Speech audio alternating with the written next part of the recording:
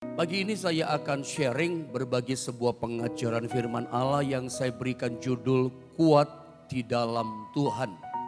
Atau kalau kita pakai kalimat lengkapnya ayat ini jadilah kuat di dalam Tuhan. Langsung kita buka ayatnya ya. Efesus pasal yang ke-6 ayat yang ke-10. Mari Bapak Ibu Saudara semua yang ada di rumah-rumah ya. Setiap saudara dengan anggota keluarga saudara baca firman Allah dengan keras, kumandangkan firman bergema di hati, di mulut, di rumah setiap saudara. Efesus 6 ayat yang ke-10, mari bersama-sama kita membacanya 1, 2, dan 3. Akhirnya hendaklah kamu kuat di dalam Tuhan, di dalam kekuatan kuasanya. Baik, saya langsung terangkan dari kalimat ayat firman Allah yang ada ya. Alkitab katakan begini, kalimat awal dibuka dengan kalimat begini, akhirnya, lalu tanda baca koma, akhirnya koma, hendaklah kamu kuat di dalam Tuhan, yaitu di dalam kekuatan kuasanya. Perhatikan kalimat yang pertama oleh Rasul Paulus dibuka dengan kata akhirnya. Perhatikanlah yang pertama ini firman Allah dilepaskan berkata kepada kita akhirnya. Apa sih artinya akhirnya? Akhirnya itu artinya ujungnya. Ya. Itu adalah pilihan akhir. Akhirnya itu ujungnya. Ini pilihan yang terakhir gitu ya. Tidak ada pilihan yang lain. Nggak ada pilihan lagi gitu. Ini pilihan yang terakhir. Bahwa inilah pilihan satu-satunya bagi kita. Apa itu? Bahwa kita itu harus putuskan kuat di dalam Tuhan. Itu loh. Bahwa tidak ada yang lain lagi pilihan. Pilihannya cuma satu. Dan satu-satunya adalah ini. Nggak ada yang lain. Cuma ini yang terakhir. Pilihan bagi kita anak-anak Tuhan. Apa pendeta pilihan kita? Cuma satu ini. Kita harus jadi kuat di dalam Tuhan. Ya. Karena mengingat kita berada di masa-masa hidup yang tidak gampang. Kita menjalani akhir tahun pun masih tahun yang berat. 2022 tahun baru Januari terus kita jalani. Ke depan seperti apa? Wow, kita nggak tahu saudara ya. Makanya kita harus putuskan pagi ini nggak ada pilihan yang lain. Cuman satu pilihan kita putuskan pagi ini. Saya harus kuat di dalam Tuhan. Aku harus kuat di dalam Tuhan. Bolehkah bilang sama-sama saya keputusan kita pagi ini? Bilang sama-sama saya begini. Aku mau kuat di dalam Tuhan. Aku mau kuat di dalam. Ingat ini kata-kata. Saya harus kuat dalam Tuhan. Tetapi saya mesti terus terang kepada saudara. Ya, bahwa begini saudara ya, di dunia ini nggak ada orang kuat. Ya, saya mesti fair sama saudara bahwa di dunia ini nggak ada orang yang kuat. Yang kuat bisa jatuh lagi. Elia seorang yang raksasa imannya, tapi dia pernah lemah juga. Makanya saya katakan di dunia ini nggak ada orang yang kuat. Ya, bisa jatuh, bisa lemah. Semua orang mah lemah. Semua orang lapuk. Tendensi orang berkali-kali saya katakan, ya selalu orang itu makin lama makin lemah. Itu kebiasaan di dunia ini. Ini yang ada di dunia, makin lama makin rapuh, makin lama makin lemah. Tetapi kita putuskan hari ini, kita mau bangun iman Kristen kita mau bangun rohani kekristenan kita adalah menjadi kuat. Saya mau jadi kuat. Nah, saya akan bagikan beberapa prinsip, minimal 3 prinsip saya bagi sama saudara. Bagaimana kita membangun iman kita, membangun kekristenan kita menjadi kuat. 3 prinsip saya bagi sama saudara. Yang pertama, ini prinsipnya. Untuk kita jadi kuat, karena semua orang rapuh, semua orang lemah. Bagaimana kita bisa kuat? Nah ini yang pertama prinsipnya. Kita mesti pegang firman Tuhan. Ya, pegang firman Tuhan. Saya akan banyak bicara di Efesus pasal yang ke-6. Kalau tadi kita baca Efesus 6 ayat 10, itu kalau di Alkitab saudara ya, Efesus 6 ayat 10 itu judulnya apa ya di Alkitab ya? Senjata rohani kalau nggak salah ya. Itu semuanya bicara ayat 10, 9 turun ke bawah, itu semua bicara tentang selengkap senjata rohani. Ya, jadi ketika bicara Efesus yang ke-6 turun ke bawah, itu kelengkapan senjata Allah. Nah kelengkapan yang pertama itu pegang firman. Bagaimana iman kita kuat? Setan gak bisa kalahkan kita, ingat kita rapuh. Bagaimana kita bangun iman Kristen kita berdiri tegap, ya, tidak mudah kalah, tidak mudah jatuh, tidak mudah hancur, tidak mudah bimbang, ragu dan dikalahkan jatuh sama setan. Makanya harus kuat. Bagaimana membangun iman yang kuat? Pegang firman yang pertama. Mari kita lihat ayatnya ya. Efesus pasal yang ke-6 ayat 14 dan 15. Ayat yang sangat terkenal. Mari kita ulang baca lagi ini ayat firman Allah 2 dan 3. Jadi berdirilah tegap, berikat pinggangkan kebenaran dan berbaju zirahkan keadilan, kakimu berkasutkan kerelaan untuk memberitakan Injil damai sejahtera. Jadi Efesus pasal 6 ayat 14 sampai 15 ini kalau saya simpulkan secara ringkas, saya simpulkan secara simpel, itu judulnya, ujungnya adalah begini, pegang firman Tuhan. Kenapa saya simpulkan secara simpel Efesus 6 ayat 4-15 itu ujungnya adalah pegang firman Tuhan artinya. Kenapa begitu? Karena kalimatnya berkata begini, jadi ya ini selengkap senjata Allah, berdirilah tegap, berdiri teguh gitu ya. Jangan bimbang, jangan ragu. Bagaimana caranya? Berikat pinggangkan kebenaran. Berikat pinggang kebenaran. Jadi kebenaran itu kita jadikan ikat pinggang. Selalu kalau bicara kebenaran, kebenaran dalam Alkitab selalu bicara firman Tuhan kan. Yohanes 17 catat saja. Karena firman yang saya sampaikan sama saudara bersifat pengajaran. Alangkah baiknya, bagusnya kalau Anda suka mencatat firman. Ulang lagi, baca lagi. Itu timbul iman jadi kekuatan. Ya, Yohanes 17 ayat 17 katakan bahwa firman-Mu adalah kebenaran. Kuduskanlah mereka dalam kebenaran karena firman-Mu adalah kebenaran. Selalu kalau di dalam Alkitab berkata kebenaran, itu bicara firman Tuhan. Ya, bicara kebenaran Allah, firman Tuhan. Dan Alkitab ajar sama kita, kebenaran itu kita jadikan ikat pinggang. Ya, kita sama-sama tahu fungsi tujuan orang pakai ikat pinggang. Ini kan selengkap senjata Allah. Ini kan kayak tentara Romawi, Paulus berkata, ya tujuannya ke sana. Pada masa yang lalu gitu ya. Bahwa orang kalau perang tentara Romawi zaman dulu pasti ada ikat pinggang dong. Untuk apa pakai ikat pinggang? Maaf kata, supaya baju perangnya nggak lepas, iya kan? Supaya badannya, tubuhnya tetap terlindungi. Bahwa ternyata ikat pinggang itu salah satu senjata perang Romawi loh.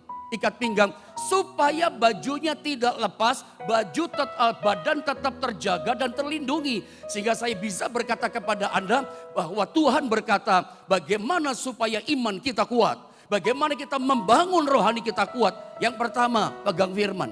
Maksudnya apa? Kebenaran firman kita jadikan ikat pinggang. Itu senjata kita. Melindungi kita. Baik secara jasmani. Saudara percaya enggak? Kalau firman Allah itu kita pegang. Jadi ikat pinggang kita. Kita enggak mau lepas. Kita pegang erat-erat firman Allah. Firman bisa jaga jasmani saudara. Firman bisa pelihara saudara. Masa sukar dia bisa pelihara loh firman. Berkat kita bukan dari bawah, berkat kita dari atas. Berpeganglah pada firman. Orang mau ngomong apapun. Orang mau kasih prediksi ini sulit, ini sukar, ini gak mungkin. Kamu gak mungkin tertolong, gak mungkin ada jalan keluar. Lu udah kadaluarsa, lu kasep masalahnya. Orang boleh berkata ABC segala macam keadaan saudara. Tapi orang yang berpegang kepada firman Tuhan tetap dipelihara oleh Allah. Orang yang berpegang kepada firman Tuhan tidak kekurangan sesuatu pun yang baik. Saudara bisa berkata amin. Pegang firman. Itu menjaga melindungi tubuh kita secara jasmani. Sampai rohani jadi kuat. Iman jadi kuat. Pegang firman. Karena memang ikat pinggang itu tujuannya di situ. Dipegang erat-erat. Kebenaran firman dipegang erat-erat. Jadi pesan yang pertama buat setiap saudara. Kalau hari ini ada di antara saudara sedang menghadapi macam-macam persoalan. Masalah satu belum selesai, dihantam masalah yang kedua. Anda ditindas macam-macam persoalan. Dengarkan baik pesan firman yang pertama. Tetap pegang firman erat-erat. Jadikan firman Allah ikat pinggang buat kita, perlindungan buat kita. Jangan dilepas. Itu baju perang kita, alat selengkap peperangan kita. Firman itu senjata, saudara ya. Kenapa kita mesti pegang firman?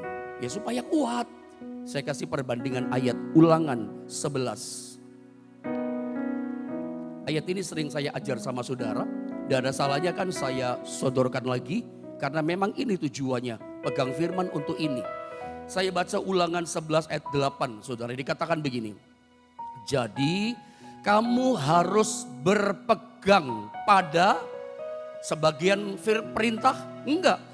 Kamu harus berpegang pada seluruh. Bahkan dikatakan jadi kamu harus. Mau kuat harus ini. Harus berpegang pada seluruh perintah Tuhan. Gak boleh pilih-pilih. Ada banyak kita pilih-pilih. Ini yang enak, ini yang nyaman. Ini firman yang manis. Wah ini keras, ini pedes, ini firman. Mau pedes, mau keras, mau tegur, mau koreksi. Mau gak enak disampaikan sama Tuhan. Mau janji berkat, mau yang manis. Pokoknya begini, kamu harus berpegang bukan pada sebagian.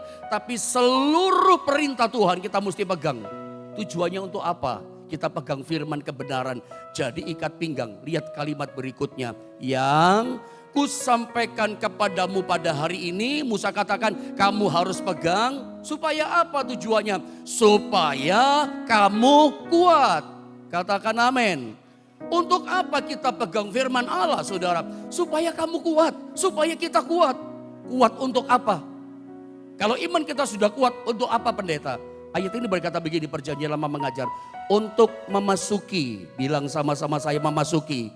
Kuat apa? Kuat memasuki serta menduduki, menduduki negeri kemana kamu pergi mendudukinya.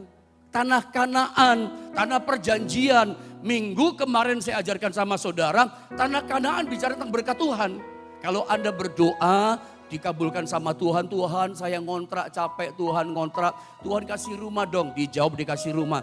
Itu namanya sudah mengalami Kanaan. Anda memasuki tanah perjanjian, the promised land. Ngalami berkatnya, ngalami tanah perjanjian. Tuhan saya sakit, Tuhan sembuhkan saya. Doamu dijawab, saudara disembuhkan sama Tuhan. Kamu ngalami Kanaan, ngalami berkatnya. Dan segala macam. Ya, supaya kamu bisa ngalami berkat, ngalami tanah perjanjian. Kuat memasuki, karena gak mungkin bisa masuk. Karena ingat ketika mereka bawa emas yang banyak, bahkan ketika mereka mau masuk tanah Kanaan saudara ya, itu Amalek nyerang. Ya, Amalek itu spirit Amalek berbahaya. Dia selalu mau menyerang orang yang alami berkat Tuhan. Makanya tempo-tempo ada di antara saudara mau dapat berkat Tuhan, mau dapat job, mau dapat rezeki, gak datang rezekinya. Orang katakan udah berhasil pasti Pak Yohanes. 99,9%, tinggal 1%. Kok gagal juga kenapa? Roh Amalek gak terima, dijegal saudara. Yang kita musuhi bukan manusia, Efesus 6 ayat 10, ayat 12. Musuh kita siapa? Darah dan daging. Musuh kita bukan darah daging tapi roh-roh kegelapan di udara, roh-roh jahat. Roh yang mengendalikan manusia itu spiritnya bahaya, Amalek. Jadi setiap kali orang mau sukses, mau berhasil, udah dipotong, diserang, dijegal sama roh Amalek. Belum lagi penghuni Kanaan, raksasa banyaknya di situ. Kuat-kuat, besar-besar kata Alkitab. Untuk bisa memasuki, bahkan menduduki. Nanti kalau Anda baca turun ayat 9, tinggal di sana, beranak cucu di sana, menikmati berkat Kanaan. Bukan cuman masuk, bukan cuman bisa mengalahkan menduduki Kanaan berkat Tuhan. Tinggal di situ beranak cucu dengan keluarga kita. Menikmati segala berkat Tuhan. Itu butuh kekuatan loh. Ada banyak orang diberkati lupa sama Tuhan. Nanti generasi panjang kalau saya ngomong ini ya. Generasi setelah hakim-hakim. Sebutlah generasi hakim-hakim. Mereka itu setelah zamannya Yosua saudara ya. Mereka itu diberkati Tuhan. Itu berarti anak cucu mereka tuh ya. Mereka lupa sama Tuhan loh. Lihat zaman hakim-hakim. Nanti dihajar sama Tuhan, bertobat lagi, dihukum lagi sama Tuhan. Gitu terus perbuatan mereka. Baca begitu alur ceritanya hakim-hakim. Suka lupa sama Tuhan. Ketika enak, ketika dapat job, ketika diberkati, lemah lagi imannya. Gak ibadah lagi, gak pegang firman lagi. Itu model orang di zaman hakim-hakim di tanah Kanaan. Kenyamanan dengan berkat, lupakan Tuhan, tidak pegang firman. Mau kuat, ketika kita susah, dalam perintisan tetap kuat, ketika diberkati dengan kanan yang lipat tetap kuat. Bagaimana caranya? Berikat pinggangkan kebenaran. Kebenaran jadi ikat pinggang kita, jangan dilepas-lepas. Apapun yang terjadi, mau susah, hadapi masalah, diberkati, ditolong Tuhan, terima mujizat. Saudara harus kenceng kuat, tetap pegang firman Tuhan. Pegang kebenaran Allah. Anda tetap kuat, bisa memasuki, bisa menduduki. Ayat 9, tinggal di tanah Kanaan, nikmati janji Tuhan. Kuncinya di mana? Pegang firman. Anda pasti tanya, pegang firman itu maksudnya bagaimana? Berikat pinggangkan kebenaran, kebenaran firman jadi ikat pinggang kita gak lepas. Bagaimana caranya? Caranya ya di ayat 18-19. Wah ini keren saudaranya. Pegang firman tuh begini loh. Bagaimana caranya? Saya baca ya ayat 18. Tetapi kamu harus menaruh, pegang firman itu menaruh perkataanku ini, firmanku ini, perintahku ini dalam hatimu. Jadi pegang firman, pegang kebenaran itu kita pegang. Gak akan lepas karena jadi keyakinan, pengalaman kita. Bagaimana caranya? Ya taruh firman Tuhan di dalam hati kita. Istilah saya menerima firman. Perkataan Tuhan taruh di hati itu menerima firman.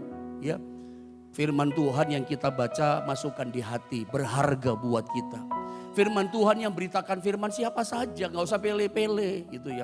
Oh mau pendeta ini atau gembala saudara atau siapa yang beritakan firman, terima firmannya, simpan dalam hati.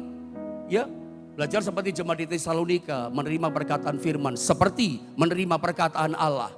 Ada banyak kita kekurangannya kalau mendengar khotbah, mendengar pengajaran firman, lihat pendetanya dulu gitu ya. Oh yang ini saja deh, kalau yang itu saya kurang suka, kurang mau. Belajarlah jadi jemaat Tuhan yang menerima firman. Firmannya Allah, firman dari Tuhan. Pertama terima firman. Jadi pegang firman itu adalah menaruh firman Allah kita terima di hati kita. Yang kedua, dan menaruh dalam jiwamu. Dalam jiwa. Taruh firman di jiwa. Jiwa itu maksudnya merenungkan firman. Menerima firman, merenungkan firman. Ya, dalam jiwa. Dalam jiwa itu ada pikiran, ada kehendak, ada perasaan. Ada pikiran. Merenungkan firman itu begini saudara ya. Direnungkan dengan pikiran. Ya merenungkan firman pakai pikiran. Kita bertanya, kok Tuhan setia ya? Kenapa Tuhan setia sama saya ya? Kok dia baik ya? Padahal saya kadang salah. Tapi kok dia baik ya? Ketika saya minta ampun kok diampuni. Itu direnungkan. Pakai pikiran. Banyak bertanya-tanya pada firman. Ketika kita baca, ketika kita merenungkan firman, renungkan gitu ya. Dengan apa? Dengan bertanya-tanya. Banyak bertanya. Seperti saya suka kasih gambaran sama saudara ya. Contoh yang paling gampang saudara ya. Seperti air ini. Air ini kita bertanya, ini kok airnya dari mana ya? Sumbernya dari mana? Kok dari plastik ya? Bagaimana cara buat? Jadi bertanya-tanya. Jadi bukan cuman firman itu mesti direnungkan, dicerna. Kayak sapi mama biak dicerna. Kalau firman Allah yang kita terima cuman masuk saja, kita gak pernah merenungkan. Bagian kedua merenungkan firman Allah, saya sebut sangat-sangat penting. Kenapa? Itu yang menimbulkan kekuatan. Itu jadi kuat, jadi energi firman Allah. Ada banyak orang dengar firman sama gak dengar firman, sami mawon segorawon. Ke gerejanya kenceng, taatnya luar biasa di gereja, dengar khotbah pengajaran firman. Tapi gak timbul iman. Firmannya banyak dia dengar, tapi nggak jadi kekuatan iman coba. Kenapa? Karena firman yang dia terima, firman yang dia dengar, dia tidak renungkan. Dicerna, sebab makanan yang masuk sama kita, kalau nggak dicerna, nggak jadi energi. Saya suka gambarkan orang makan kacang itu loh. Masih ingat pengajaran saya tentang itu, contoh yang paling gampang. Kalau Anda makan kacang 2 kilogram, tanpa dicerna, tanpa dikunyah, langsung saudara telan. 2 kacang kilogram, saya mau tanya, makan kacang 2 kilogram kenyang gak perlu saudara? Ya kenyang lah. Tapi apakah jadi energi, jadi tenaga? Gak jadi tenaga, gak jadi kekuatan. Karena saudara langsung telan, gak mau dikunyah, gak mau dicerna, gak jadi energi. Malah-malah besok pagi saudara sakit perut, malah-malah rame, sudah tidur balik ke kanan, kutuk suaranya. Belok kiri bunyi lagi. Apalagi besok pagi saudara ke belakang buang air besar, rame. Masuk kacang, keluar kacang saudara ya. Gak jadi kekuatan, firman mesti dicerna. Ya, makanya saya pesan sama saudara, catat firman, tulis firman. Anda cerna lagi, Anda ulang lagi, Anda bertanya-tanya lagi, firmannya begini, Anda mulai renungkan. Dan itu jadi iman, jadi kekuatan, timbul kekuatan dalam hidup kita pada waktu kita merenungkan. Sebab pada waktu itu kan merenungkan, bertanya-tanya, Tuhan itu baik. Kayak saya sebelum mengajar sama saudara, ayat ini saya renungkan. Ya, ketika saya merenungkan firman Allah, saudara ya, saya renungkan, saya bertanya-tanya, kok Tuhan bilang gini ya? Jujur saudara ya, saya meskipun pendeta sudah hampir 25 tahun loh saya melayani Tuhan. 24 tahun lah lebih saudara ya, saya melayani Tuhan. Full timer. Makin lama saya belajar firman, saya tahu saya semakin bodoh kayaknya. Ada banyak ketika saya selidiki makin gak ngerti. Gak apa-apa. Saran saya begini, tetap baca firman, perbanyak baca firman. Orang yang baca firman itu semakin kuat nanti. Jadi rahasia kekuatan saudara, perbanyak baca firman. Dan renungkan tentunya. Tapi saya kelemahannya banyak orkes dan berkata ini. Saya kalau baca firman Pak Yohanes, males kadang saya gak ngerti. Gak apa-apa. Baca saja meskipun tidak ngerti. Saya sejak mengerti firman Allah ini, sudah lama saya mengerti ayat ini, firman Allah ini. Saya kalau baca Alkitab 1 hari 10 pasal. 24 jam maksudnya, ya nggak langsung geruduk. Ya, 10 pasal tiap hari untuk diri saya sendiri. Belum dibagi sama jemaat sendiri lagi. Tapi untuk makanan roh saya, jiwa saya 10 pasal. Kadang kita nggak ngerti, sama jangankan Anda. Saya pun baca Alkitab kadang nggak ngerti. Perlu direnungkan. Dapat pewahyuan bertanya pada Roh Kudus. Percaya begini, hari ini Anda nggak ngerti, bahkan bulan kemarin Alkitab yang Anda baca nggak ngerti. Nanti bisa jadi lewat khotbah seperti ini, ada orang lain lagi sharing sama saudara, dibuka. Oh ini yang saya nggak ngerti. Saya banyak terima chatting, oh ini toh maksudnya selama ini saya nggak tahu Pak Pendeta. Iya, yang Anda nggak tahu pada waktunya dibuka rahasia sama Tuhan. Baca saja, makan saja firman Allah. Dan renungkan. Itu jadi kekuatan sama kita. Menerima firman lalu renungkan. Yang ketiga apa? Kamu harus mengikatkannya sebagai tanda pada tanganmu. Yang ketiga, lalu mengikatkannya harus menjadi lambang di dahimu. Firman diikat di sini. Itu orang Yahudi zaman dulu. Kita nggak melakukan seperti ini yang 3 dan 4. Ya, tanda di tanganmu. Saya tadi sempat kasih gambar ya. Nah ini loh. Ini namanya tefilin. Itu yang ada kotak dari kulit, itu namanya sema Yisrael. Tapi namanya tefilin. Sema itu berisi firman Allah ya. 3 isinya, Allah itu esa, kurang lebihnya begitulah supaya ada kepanjangan ya. Kasihlah Tuhan Allahmu dengan segenap hatimu dan seterusnya dengan segenap. Lalu kasihlah sesamamu manusia seperti dirimu sendiri. Itu ditaruh di kanan, lihat orang sembahyang. Semua orang Israel sampai hari ini menghadap Tuhan, menyembah Tuhan. Mesti pakai tefilin, ada sema di kotak situ. Ada firman Allah diikatkan di lengannya. Kita nggak pakai Alkitab gede kita ikat di sini. Enggak saudara ya. Bicara apa sih? Diikatkan di tangan, melakukan firman Allah. Jangan cuman terima firman, jangan cuman merenungkan firman. Melakukan firman, diikatkan di tangan. Lalu ditaruh di dahi, di sini. Untuk apa ini? Supaya orang tahu, saya itu pelaku firman. Menceritakan firman, menyaksikan firman. Jangan cuma terima firman. Jangan cuma merenungkan ngerti firman tapi nggak melakukan. Sudah melakukan masih ada yang keempat tugas saudara. Apa itu? Menceritakan, saksikan firman yang hidup. Saksikan Yesus yang hidup. Sehingga bukan cuma saudara yang mengalami kehidupan kuasa Tuhan. Orang lain ngalami. Seperti kami hamba Tuhan suka menyaksikan itu. Bersaksilah tentang Yesus. Beritakan Yesus kepada orang lain. Makanya rahasia Israel kuat salah satunya di situ pegang firman. Pintu gerbang mereka dikasih juga. Itu namanya apa ya? Bukan sema lagi namanya kalau di pintu gerbang. Saya lupa itu apa namanya. Mesusa atau apa ditempel. Waktu kami ke Israel dulu di pintunya hotel saja masuk. Pokoknya bukan di pintu kamar mandi. Di pintu-pintu mereka itu ada 3 kalimat firman Allah ini. Kalau istilah saudara kita itu kalimat syahadat. Seperti itulah Israel. Pintu rumah dikasih. Ya, pintu-pintu yang penting dikasih. Seperti itu firman. Artinya melekat firman. Coba ayat tadi ya, ulangan tadi coba lihat ayat yang ke pasal 11 ayat 19. Bicara mereka, istilahnya hafruta namanya. Kamu harus mengajarkannya kepada anak-anakmu, mengajarkan firman. Dan membicarakannya, terus bicarakan firman, sharingkan firman, tidak boleh berhenti kata Tuhan. apabila engkau duduk di rumahmu, dan apabila engkau sedang dalam perjalanan, apabila engkau berbaring, dan apabila engkau bangun. Sebetulnya ini cara Alkitab. Cara Israel, cara Hafruta. Membicarakan firman terus caranya. Makanya imannya kuat, saudara ya. Caranya terus dibicarakan firman kepada anak-anak kita, kepada keluarga kita. Waktu duduk, waktu bangun, waktu berdiri. Bahkan pada waktu mengadakan perjalanan, traveling. Terus firman diceritakan. Wah, ini luar biasa. Sampai kita berpegang pada firman. Untuk apa berpegang pada firman? Supaya kuat. Jadi cara kuat di dalam iman. Supaya bisa memasuki, menduduki, tinggal menikmati berkat Tuhan. Ya ini caranya, saudara ya. Caranya adalah kita berpegang pada firman. Berpegang pada firman itu maksudnya adalah menerima firman, merenungkan firman. Apalagi saudara? Lalu melakukan dan menceritakan firman. Jadi senjata yang pertama bagaimana membangun iman kita kuat. Berpegang pada firman. Hari-hari ini masa yang sukar, ingat yang saya katakan penting. Pesan yang saya bilang sama saudara, perbanyak baca firman ya. Perbanyak merenungkan firman. Mau ditindas masalah, baca firman. Tapi saya nggak ngerti, nggak apa-apa. Masalah kita itu gini ya.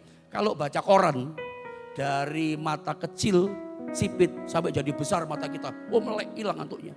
Nah ini waktu baca Alkitab masalah. Dari mata besar sampai jadi kecil, akhirnya ngapain? Ngantuk tidur kita. Nah, Alkitab jadi obat tidur saudara ya. Aneh-aneh kita ini. Harusnya baca Alkitab semangat. Karena kita tahu ketika kita baca firman, berpegang pada firman, kita jadi kuat. Setan gak bisa kalahkan saudara. Setan gak bisa jatuhkan saudara dalam masalah-masalah yang ada. Mari kita lihat yang kedua. Bagaimana caranya kita kuat dalam Tuhan. Pegang perisai iman. Bilang sama-sama saya, pegang perisai iman. Ini senjata yang kedua untuk kita kuat. Yang pertama pegang firman saudara. Yang kedua memegang perisai iman. Pegang firman, pegang perisai iman. Wah ini keren. Efesus 6 ayat 16. Mari bersama kita membaca ayat ini saudara. Ayat 2 dan 3. Dalam segala keadaan pergunakanlah perisai iman. Sebab dengan perisai itu kamu akan dapat memadamkan semua panah api dari si jahat. Dengan perisai iman yang kita pegang, itu panah api si jahat, panah apinya setan gak bisa kena sama kita karena pakai perisai. Ingat saudara ya, si jahat, si setan, si iblis itu setiap hari, setiap waktu, setiap saat gak ada berhentinya kayaknya dia. Dia terus memanahkan apinya yang jahat. Terus menerus, terus menerus. Kesempatan waktu lagi dipanah lagi kita. Makanya kalau gak pakai perisai iman, begitu kena panah api si jahat. Ya, setan selalu kenapa sih dia memanahkan terus menerus panah api si jahat? Karena dia ingin ambil alih hidup kita. Dia ingin menguasai hidup kita. Sebab ketika setan mulai ambil alih hidup kita, ya, dia menguasai hidup kita, berabe, ancur, rusak-rusakan, berantakan hidup kita. Ketika dia mulai ambil sesuatu di hidup kita, berantakan. Makanya dalam masalah, dalam kesulitan, dalam keberkatan, perisai iman harus tetap kita pegang. Kalau enggak, panah api jahatnya ini bahaya.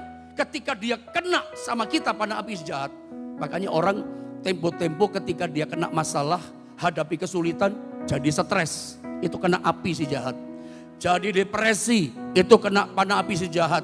Sampai orang jadi putus asa. Sampai orang jadi frustasi.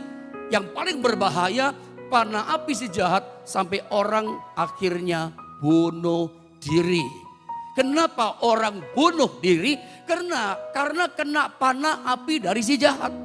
Makanya Alkitab kasih ajar sama kita, dalam segala keadaan kita supaya kita kuat pakai yang namanya perisai iman. Sebab ketika kita pakai perisai iman, ya Tuhan pasti tolong setiap kita. Nah, kenapa Paulus memilih kata pakai bahasa kepada jemaat di Efesus pakai perisai iman? Disesuaikan dengan situasi yang ada di waktu itu. Tentara Roma lagi. Karena Efesus 6 ini bicara kelengkapan senjata Allah kalau Anda tahu. Salah satunya yang kedua adalah ini, perisai iman. Nah, kata perisai di sini, gini saudara ya, alat peperangan senjata Romawi yang namanya perisai itu dua macam. Perisai yang pertama itu perisai yang ya mungkin kecil lah. Hanya melindungi kepala sama dada. Anda suka lihat lah di film-film. Perisai yang melindungi kepala, polisi pernah sering pakai itu melindungi dada. Tapi perisai yang dimasukkan oleh Paulus ini perisai yang besar. Yang melindungi seluruh tubuh ini perisai. Melindungi dari kepala sampai kaki. Ya, Polri kita juga punya perisai itu. Anda perhatikan kalau ada huru hara. Tempo-tempo polisi bawa perisai yang besar. Jadikan satu tameng semua. Itu nutup kepala. Lemparan batu gak kena. Istilahnya. Nutupin itu. Atau apalah. Atau pedang atau apa zaman itu. Pokoknya menutupi semua. Segede lemari. Kira-kira begitu. Saudara perisainya besar perisainya. Nah perisai seperti ini kata Paulus pakai.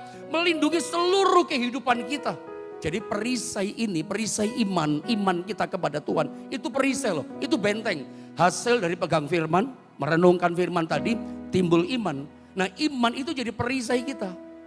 Panah api sejahat gak bisa kena dengan kita. Kita lawan dalam nama Yesus. Hai pekerjaan setan, bisikan setan jahat, pergi engkau. Semua gak bisa mampir. Yang jahat-jahat, panah-panah berapi. Jatuh. Karena perisai iman.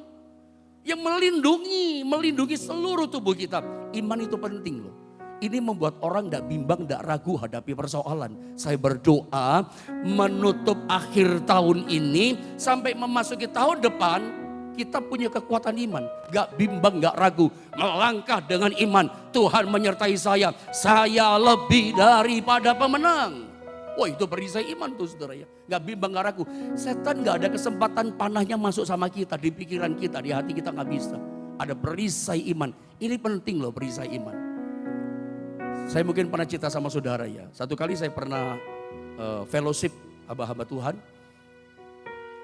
Waktu saya masih di sinode yang lama saudara ya. Ketika fellowship itu ada satu pengajar dari teman kami yang biasa kalau fellowship kan ganti-gantian ya pendeta. Ada seorang pendeta mengajar, dia bersaksi puluhan tahun yang lalu. Kan ini hamba Tuhan senior. Saya udah lama gak lihat juga hamba Tuhan ini. Dia cerita satu kali dia pernah penginjilan pelayanan ke daerah kampung masuk dalam di hutan. Singkat kata ketika dia sudah mau firman, masih belum tapi masih pujian begitu, mau firman. Dia sudah gak enak saudara ya. Dia bilang sama sebelahnya, jemaat mungkin sebelahnya. Karena gembalanya sebelah sana katanya. Dia katakan mau ke toiletnya di mana katanya. Sebelah berkata, Pak di sini gak ada toilet katanya. Kebiasaan orang di sini maaf Pak Pendeta kalau kencing di balik pohon katanya. Gak ada toilet. Bukan itu maksudnya, ini loh mules. Oh mari saya antar Pak Pendeta. Diantar keluar dari gedung gereja ke belakang. Gelap saudara ya. Terus jauh ke belakang. Hampir 300 meter kata pendeta teman saya ini. Terus 3 meter ke belakang. Ternyata yang disebut toilet untuk mules ini saudara ya. Adalah tanah yang dilobangi. Lalu cuman pakai apa itu namanya bambu itu apa namanya ya. Gedek saudara ya. Gedek transparan gitu ya. Gedek begitu. Lalu cuman tanah sama 2 batang bambu. Yang di kampung di desa ngerti lah. Zaman saya kecil pun masih ada seperti ini. Ya seperti itulah di kampung di pedesaan. Ini di hutan di Jawa Tengah saudara. Jadi pendeta ini gemuk ternyata. Om ini gemuk 130 kilogram kalau nggak salah. 130 saudara ya beratnya. Jadi dia ragu-ragu. Bambunya kuat nggak ya. Begitu dia maju kakinya kretek mundur lagi. Maju lagi kretek mundur lagi. Yang ketiga kretek ketebuk saudara ya. Masuk ke dalam, langsung keluar dengan urapan yang baru saudara ya. Waduh langsung ganti baju saudara ya. Tetapi dia cerita sambil ketawa, tapi dia kasih pelajaran moral begini sama kita yang masih muda. Makanya kalau melangkah dalam Tuhan gak boleh bimbang. Mau maju-maju, gara-gara maju mundur, ketebuk jatuh saudara ya. Seringkali kebimbangan buat kita jatuh. Hadapi masalah dengan iman. Memang harus pakai perisai iman, tetap dipegang. Saudara, yang namanya perisai iman jangan dicopot. Perisai iman jangan dilepas. Mau menang, mau kuat, jangan main copot iman dong. Baru dengar berita ini loh, sudahlah tinggalkan Tuhan. Jangan dong dicopot, jangan dilepas. Tetap pegang iman kepada Yesus. Kalau Yesus turun tangan, dia pasti memberikan kemenangan yang luar biasa kepada kita. Yang terakhir, 1-2 menit yang terakhir saudara ya. Senjata yang ketiga itu ini. Berdoa dengan tak putus-putusnya. Katakan amin. Makin banyak doa makin bagus. Ya hadapi masalah makin perbanyak doa. Efesus 6 ayat 18. Sama-sama dibaca dengan cepat. 2 dan 3.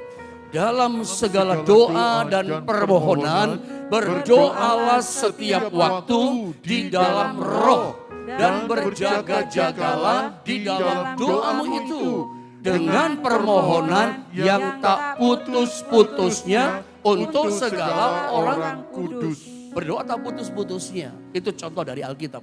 Ketika kita hadapi masalah, bagaimana caranya kuat? Ya doa itu kekuatan kita.